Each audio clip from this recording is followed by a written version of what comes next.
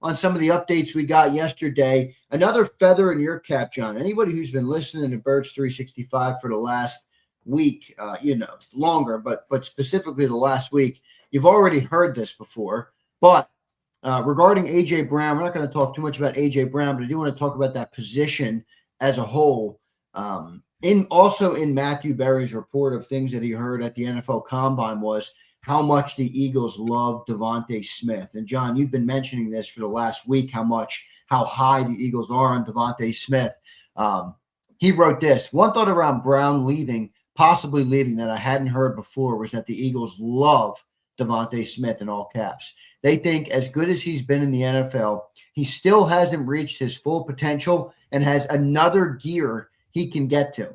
That if Smith were given the same kind of target share as Jackson Smith and Jigba, he could have that kind of year. They believe in his talent that much, and that's among the many reasons they would be okay with moving Brown.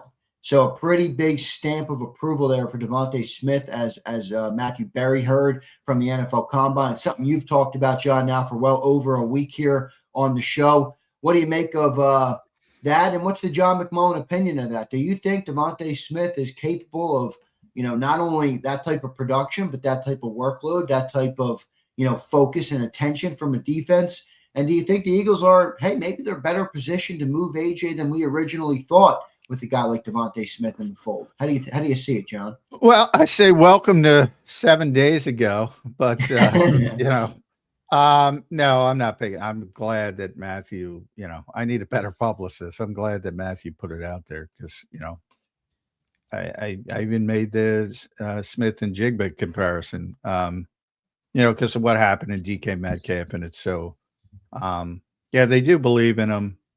They do believe he's a wide receiver one if he's in that position. Now, personally, I still have concerns. You're talking about 150 targets, and DeVonta's a small guy. Now, he has proven to be very durable. And some of those things we worried about in the draft haven't come to fruition with his lack of size. And he's very powerful for his size, very wiry. He's like built out of, I don't know, metal almost. Yeah. So he's very strong for size. But you've seen him take some hits where they look pretty ugly. And the more targets you get, the more opportunities there are to get banged up. So I'm a little bit concerned that he could handle the traffic. But as a player, he can do everything. He is phenomenal. He's a great route runner, can play outside, can play inside. Tremendous hands, goes up over the top, can moss people despite the fact he's only 6 feet tall. Man, the body control of DeVonta Smith is freaking exceptional. He can do anything on the football field as a receiver, and you saw that he won the Heisman Trophy. He's a phenomenal player. The traffic would be the one thing I'd be concerned about. And in theory, that would be only increase. So you're talking about 150, 160, maybe 170 targets if you're the guy. Little bit and that's personal. That's not from the Eagles. That's a personal concern. But great player. I do think that he's already great, and he's already had. I don't know. I got to look it up, but he set the franchise before AJ got here. He set the franchise record for rookie receiving yards. And then after AJ got here, he said, I believe three 1,000-yard seasons. And the one he didn't have was because he was hurt for 3-4 games, whatever it was. So he's already obviously tremendously productive. Tremendously good player, but I do think there would be more recognition that people go, wow, he's really good. Because right now he's, the wide receiver too, even though it's more like 1A, 1B. But he's a great player, as Eagles fans know by now. Yeah, he is a great player. I think it is a different beast though, John, when you get into, you become the number one. And then you have to consider this, John, as well. Something we talked about earlier in today's show. If Goddard is gone as well, and AJ would be gone in this scenario where DeVonta becomes the number one, that's a lot on DeVonta. Like, I think he's a great player. I'm with you. I'm not saying he's not a great player, but that feels like a lot to ask of any receiver, to be able to carry that type of load. Now, I'm just projecting, but I don't know. You have Max Clare and DeVonta Smith, and I don't know who their wide receiver 2 would be at that point. Another guy that Matthew Berry mentioned that the Eagles could be interested in if AJ went was Mike Evans. You pushed back on me when I mentioned the Mike Evans name a week ago, but that was in there as well, that the Eagles could be interested in Mike Evans. Maybe that's not a bad 2 for a year or 2, but how do you see that? I mean, look, DeVonta's a great player, but that's a big burden for a team trying to contend for a Super Bowl, John. Remember, that's the lens I'm seeing it through. Not that you're trying to be a good team, that you're trying to compete for Super Bowls, that you're trying to be one of the 5-6 teams that you always say that has a legitimate shot to win it. Does DeVonta Smith as your number 1 put you in that or keep you in that conversation? Yeah, I think so. I mean, I'd rather have DeVonta Smith as my number 1 than Mike Evans at 33. And again, I don't, people will hear that similar to Jalen. I'd rather have Jalen Phillips over Max Crosby. I'm not an Eagles fan. I just think it makes more sense. One of my concerns about Max Crosby is just how much football he's played. He's guys who never leaves the field, and that's awesome. That's generally, but there's a give and take to that. It's awesome, but look what, it's one of my concerns with Jalen Carter here. And all the shoulder issues he's had. But yeah, I mean, I Mike Evans is going to the Hall of Fame.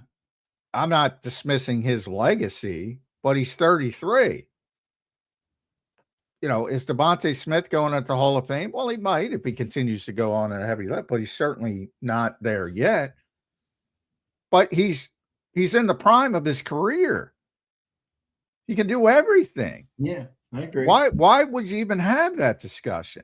Well, who do you think would be a good complement to Smith, to Smitty as a wide receiver too? And what route do you think they'd go? Would they go draft? Would they look free agent? Would they look to trade? I mean, how do you see it? If this AJ saga that's never ending, if it did result in AJ being gone, what route do you think the Eagles would take to replace the wide receiver? I don't think they're going to roll in with Darius Cooper as your wide receiver too. I mean, John Dotson's not under contract. How do you see it? Well, that's an indication where, and I don't know where Jahan is. Like I said, he said some nice things about Jalen Hurts and Nick Sirianni, so maybe he would entertain coming back. If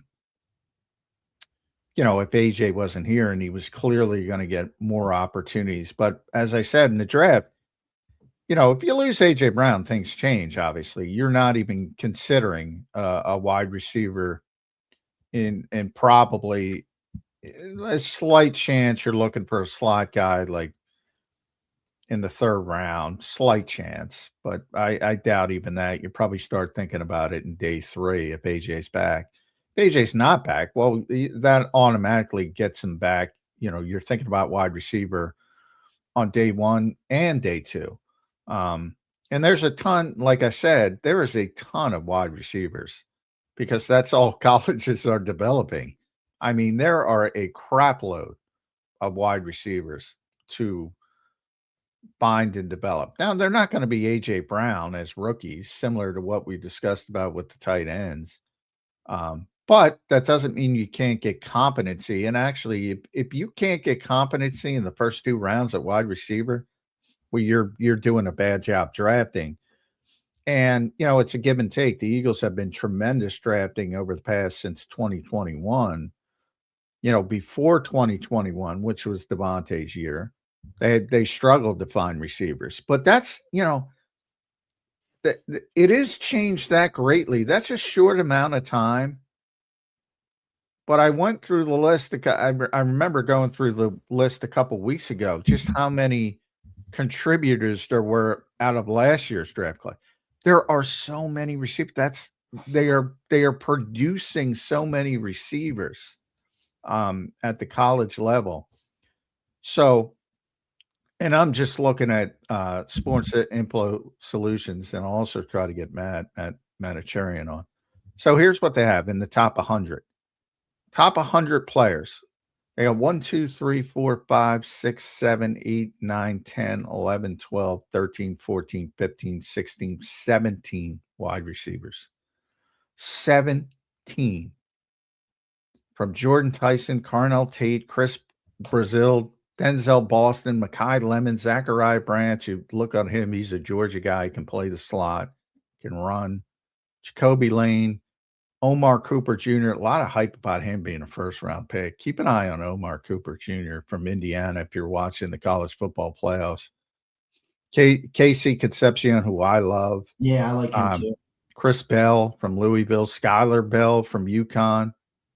Jeremy Bernard, one of your guys from Alabama. Brennan Thompson from Mississippi State. Malachi Beals, if you're looking for the big body, from Notre Dame.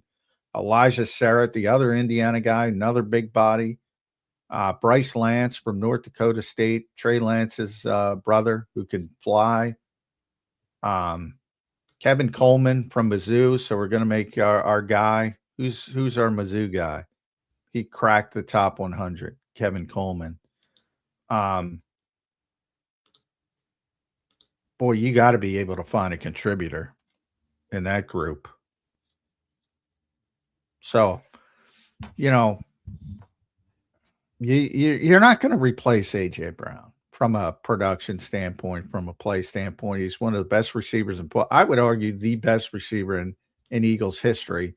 And yeah, I know longevity plays into it. I know Tommy McDonald's in the Hall of Fame. I know Harold Carmichael's in the Hall of Fame. I'm telling you, A.J. Brown is the best receiver that has ever played for the Philadelphia Eagles. You're not replacing that. But you can win in different ways, and you can do things differently. And if you all of a sudden have 3 competent receivers instead of 2, and you have a better feel for it, and you have a better scheme, and you're moving the football around, you might have a better end result. So you can't think about it as, well, you got to replace A.J. Brown, because you're not going to replace A.J. Brown. That, if you're moving on from him, that is addition by subtraction, the definition of it, because you're not happy with the off the field stuff and how it's impacting the team as a whole. And it's got nothing to do with on the field. We'll see what ends up happening with that. I did think the report or the conversation about DeVonta Smith, which you brought up over a week ago, John, is a relevant one. The Eagles are very high on DeVonta Smith. And maybe that's an indication of what they're trying to do by putting that out there. So interesting stuff there. John, free agency looming. What other free agents do you think are relevant to the Eagles this year? I read a piece from Jimmy Kempski yesterday on PhillyVoice.com. Jimmy does great work. And he just mocked up a couple guys that make sense for the Eagles. I think is how he worded it. 3 free agents who make sense for the Eagles. It was his 3.0 version. So he's done a couple of them. The 3 names he put were on yesterday's were Christian Kirk, wide receiver. Maybe if the thought process there would be if AJ goes. Evan Neal, offensive lineman from the Giants. Interesting. He was a very high draft pick. And then Jamari Salyer, I think you say it. I'm not sure how to pronounce that. 25-year-old offensive lineman from the Chargers. So 2 offensive linemen and a receiver there. It's not to say you got to talk about those names, but John, any other free agents that we haven't talked about that you think could be a fit for the Eagles? I don't think they're going to be huge players this year, but you got to build the roster. They got 21 of their own free agents, so they're going to have to replace some of these guys. Can't do it all in the draft. Who do you think makes sense for the Eagles on the free agent list? Well, I mentioned one before. My top guy is Charlie Kolar. I'm all Charlie Kolared up for what the Eagles need. The other guy I mentioned was and I did this for SI a couple of days ago, was Kwity Paye. If you lose but that's only if you lose Jalen Phillips. And then I went Jacksonville corner Monterick Brown. If you're looking for, a slight upgrade at cornerback 2 that you could bring in, probably on a 2-year, somewhat cost-effective deal, more middle class, but, you can afford it. I like Monterick Brown. He's very long, very lengthy, not the fastest guy in the world, but the Eagles play so much zone, they can make up for it. And he's been productive in Jacksonville. So those are the 3 I chose. And it's mainly about fit, and they're not going to spend a lot of money. And the only one of those 3 that would cost significant money, Pay's going to get some decent money, but the Eagles have budgeted for edge defender because they know how much it's going to cost to get Phillips back. So, that money's already budgeted to that position, and you'd actually be getting a cheaper player in Kwity Paye if you have to force and change direction. So those are the 3 guys I talked about. What I can tell you is the Eagles are like everybody else, and they don't think it's a very deep free agency class. Howie is on record saying the way you build a team is draft well, sign your own, and supplement in free agency. So it's going to be very similar to last year that we dubbed here the Tamu offseason, which they probably don't like, but you might have 1 or 2 players that are a little bit, last year they didn't give anybody multiple years. This year they might give a couple guys, but certainly not drastic, certainly not high profile, more role players. And that's why I like Kolar and Monterick Brown specifically. And I think of all of them, and I will spike the football if they get him, it's Charlie Kolar, because to me, he's the perfect fit for what the Eagles want to do on offense. And you think he'd be tight end 1? No. Can't catch. I mean, right. Not a high volume. You're looking at it. You're looking at a secondary piece that would fit into the tight end room. That would give them. He'd be the 12 personnel starter. He'd be the second tight end. But he's not. He has good hands. He'll catch the ball when you throw it to him, but he's not going to get open. Right. He's not a pass catching type. No. But I think you need that player. I think the Eagles, and Howie also admitted, on the record, he's got to evolve at tight end. When he was talking about, he prefers what you brought up earlier. His history is he falls in love with receiving tight ends. He said, our improvement, and I'm paraphrasing, I'll get the quote, but he basically said that us improving there is about me evolving and opening my mind to having, more of the blocking style tight end. So he's aware as well that they need that for this offense to succeed. Going to be interesting to see what they end up doing there, Johnny Mac, with everything going on the free agency front. I like some of your names there, John. Let's hit the Eagle news before we get to Ian Cumming. Couple pieces of news, not big, but I did get a couple things yesterday. Another coaching staff addition with a former Army assistant, Alan Smith. And then you mentioned it at the top of the show. They're bringing back defensive lineman Graham. Not to be confused with Brandon Graham. This is not Brandon Graham. This is Taequann Graham, defensive lineman. John, what's the latest on the Eagle news, man? What do you make of those 2 signings? I know you put up 2 articles about those 2 things as well yesterday. Yeah, well, the coaching staff's getting deeper. I mean, they lost Rennell Williams to the Raiders. He got a promotion out there. He was the assistant linebackers coach for the Eagles and a quality control guy. Went to school at Westchester, local guy, coached at Temple.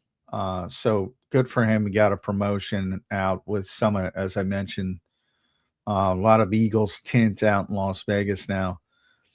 So they brought in Alan Smith, but what's interesting is, so Rennell kind of assisted Bobby King, which is the inside linebackers coach, and Alan Smith is going to be the assistant outside linebackers coach. So that's the edge defenders. That's the edge rushers, basically.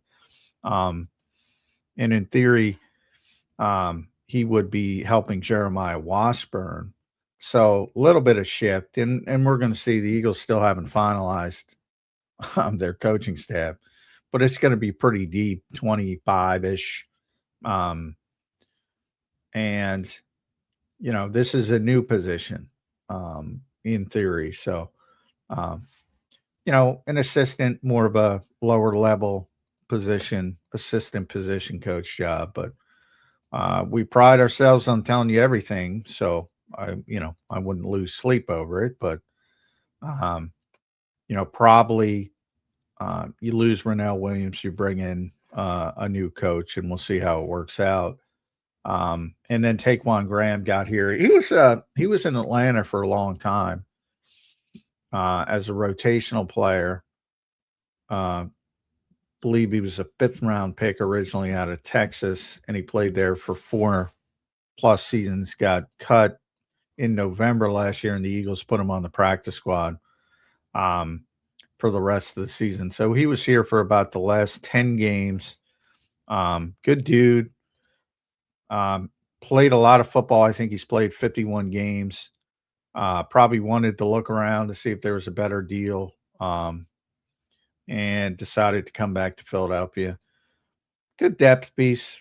Nothing more than that. But, I would say the biggest positive is he can play inside and outside. It's always good when you have those guys.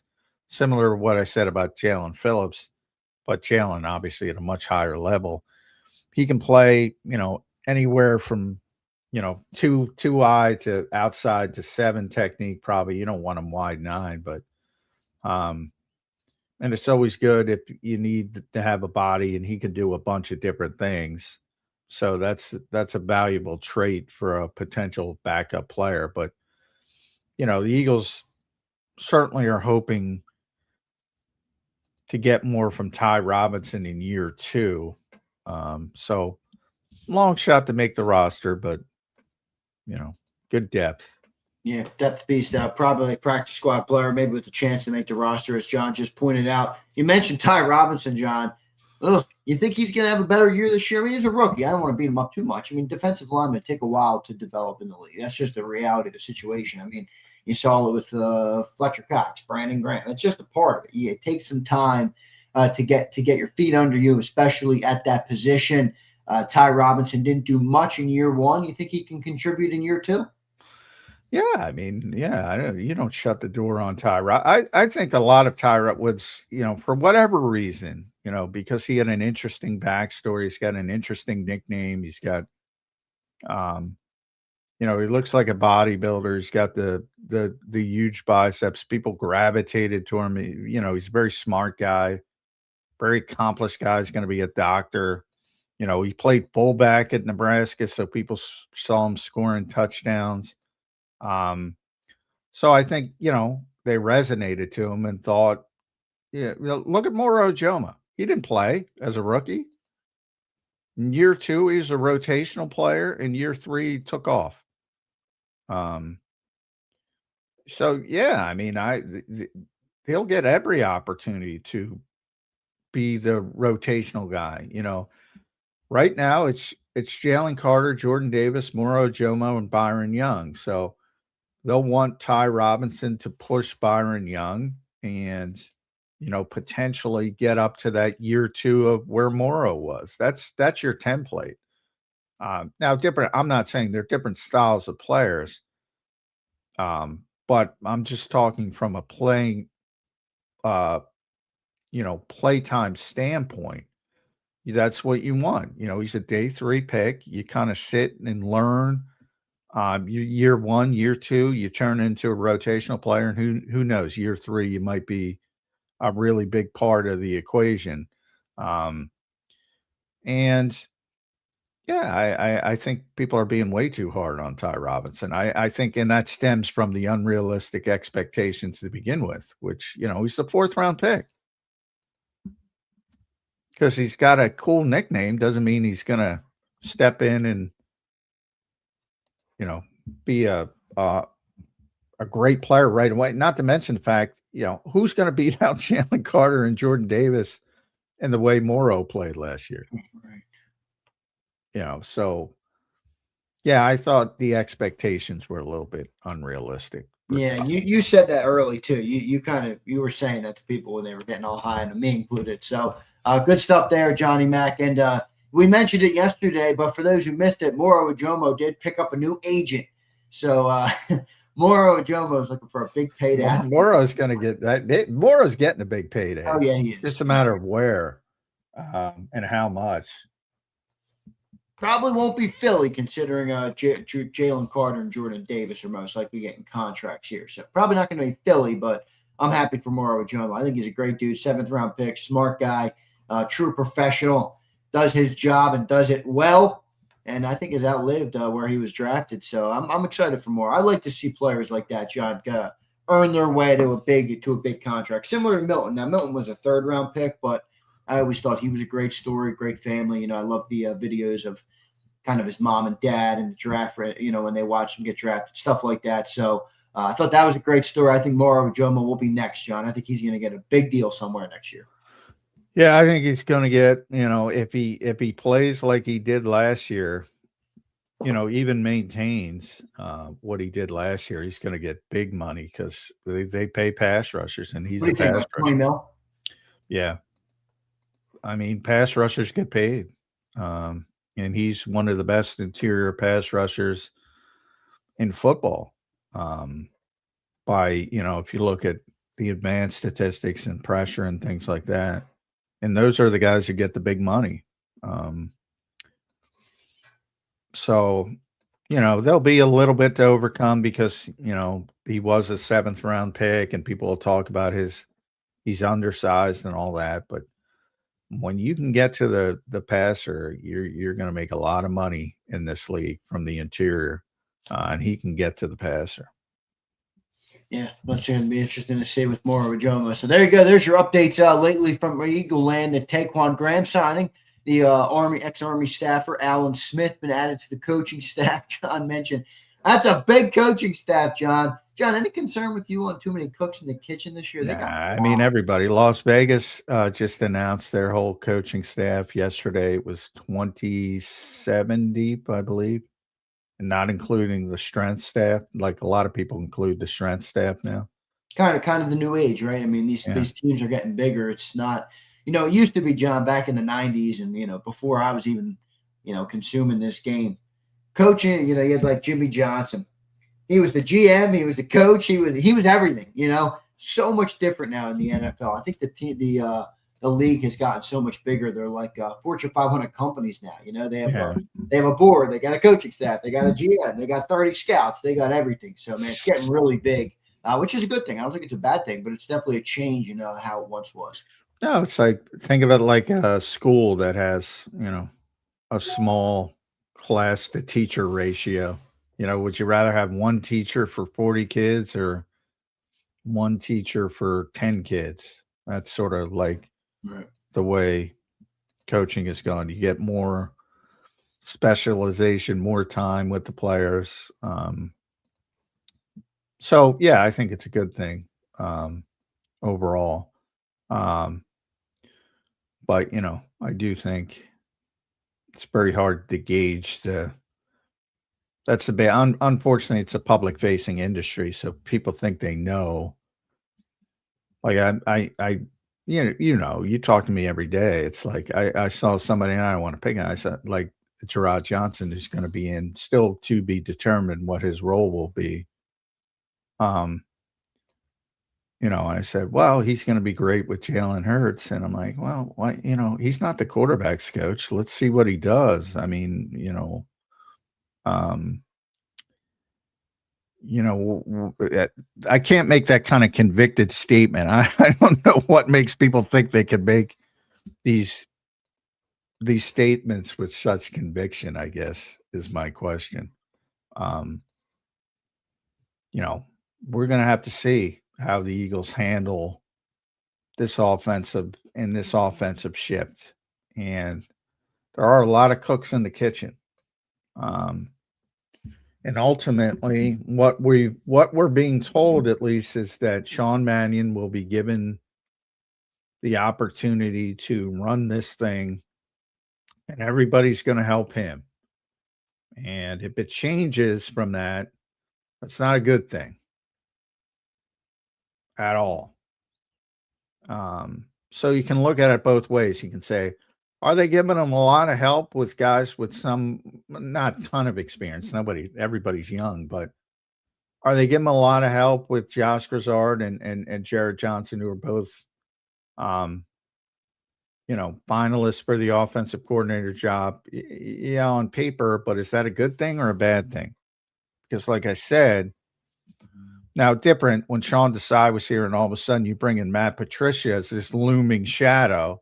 Now you don't have that type of guy who had that demonstrated history, but it's not necessarily a good thing. It indicates, well, maybe you don't have as much confidence as you said you had in Sean Mannion. And I'm not trying to say that's the case. I'm trying to say other people will say, well, do you really have confidence in this guy if you're bringing in everybody you talk to be the offensive coordinator in the first place? Is this going to be co-offensive coordinators? What is it? Nobody knows right now. We'll see. We'll see. It's a good point by you, John. Here's a super chat. We have one super chat here we'll get to. Thanks, everybody, for being here. Don't forget to hit that like button. Ian Cummings coming up here on Birds 365. ODM says, A.J. Brown is so great. Ownership is forced to pick between him and Jalen Hurts. Not sure what to make of that comment. Yeah, I don't know what to make of that comment. I don't think ownership is choosing between them. There's been no, I presume, I'm just guessing, you can clarify. I presume you mean they are choosing Jalen Hurts over AJ Brown. I don't think that's the case. I don't think that was made. I don't think AJ said, get rid of Jalen Hurts and I'll come back. So I don't know what to make of that comment. Other than, I'm not sure. By the way, other than AJ was frustrated about the offense. So who amongst the Eagles fans listening to this show was not frustrated by that offense? It's a good question. It's a good question, John. So, I mean, is it a surprise? Could he have handled it better? Sure. But who wasn't frustrated by this offense? And that would include Jalen Hurts, I would say. And I'm not going to bring it. You people who listen to the show, I by no stretch do I think it was Kevin Patullo's fault. I think everybody had their fingerprints on it. But everybody was frustrated. So to act like somebody being frustrated is strange. I mean, the only thing I think you can say with constructive criticism is that he could have handled it better. AJ. Just to follow up, ODM followed up. I'm not sure what the comment meant exactly, but he said it's a dilemma we're having. Again, I'm not exactly sure what the follow-up there means, but we will see what ends up happening with it, John. A lot of stuff going on here in Eagle Land. Just under a week out now from the legal negotiating period. Just over a week out from free agency kicking off. And April 23rd, everybody, mark it on your calendar. That's day one of the NFL